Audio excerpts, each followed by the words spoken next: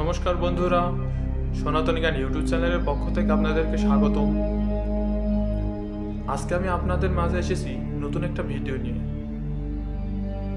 জীবনের কঠিন সময়গুলোতে একটা প্রশ্ন প্রায় সবার মনেই আসে, ভগবান কি সত্যি আমাদের কষ্ট বোঝেন? আমি বলবো, যখন জীবনে ব্যর্থতা আসে, প্রিয়জন আমাদেরকে ছেড়ে চলে যায়, যখন আমরা রাতের আধারে একা কাঁদি, তখন মনে হয় ভগবান কোথায়? আমি তো প্রার্থনা করেছি, আমি তো বিশ্বাস রেখেছি, তবু কেন এমনটা হচ্ছে?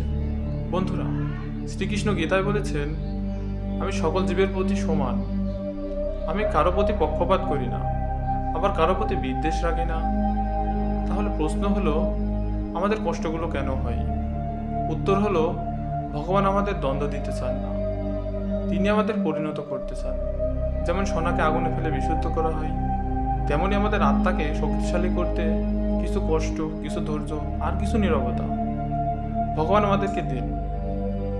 প্রিয় বন্ধুরা, কেউ যদি খারাপ সময়ে এই ভিডিওটি দেখেন, তাহলে আমি একটা কথাই বলবো, আপনি একা নন। ভগবান জানে আপনি কতটা কষ্টে আছেন, তিনি নীরবে আপনার জন্য কিছু ভেবে রেখেছেন। তাই বলুন, হে কৃষ্ণ, আমি জানি তুমি আছো, আমি বিশ্বাস করি। হ্যাঁ বন্ধুরা,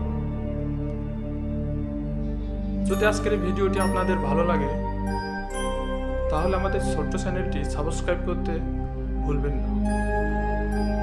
আর আমাদের এই ভিডিওটি শেয়ার করে দিন আপনার প্রিয় মানুষের মাঝে, যারা একটু শান্তির খোঁজে আছেন। ভগবানের আশীর্বাদে আপনাদের দিন ভালো হবে।